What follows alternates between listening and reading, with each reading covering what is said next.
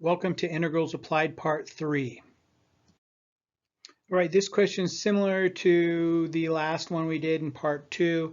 The difference is that we're throwing the stone down instead of up. And so the question is, a stone is thrown straight down from an 80-meter tall building with initial velocity of 10 meters per second.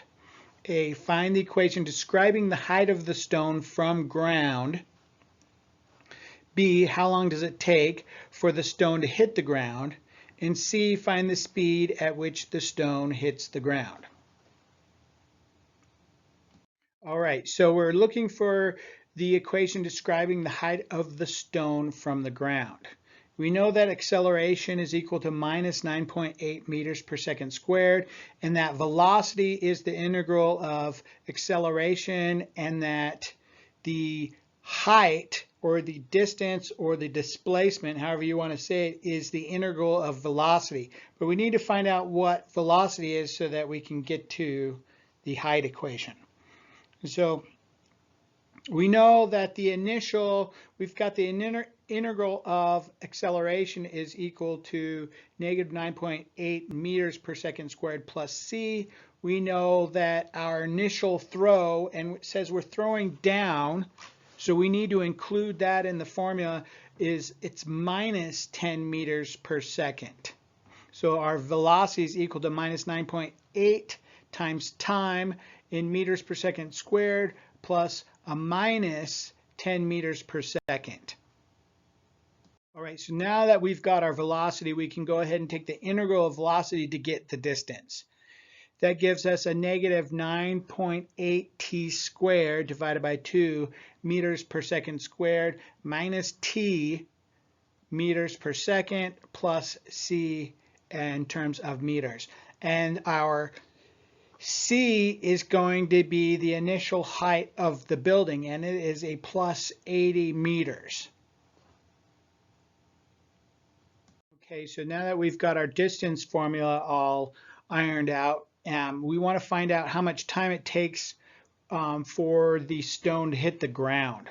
And so if we set our distance equal to 0, the origin, and we're accounting for the 80-meter height of the building, that's what the C does.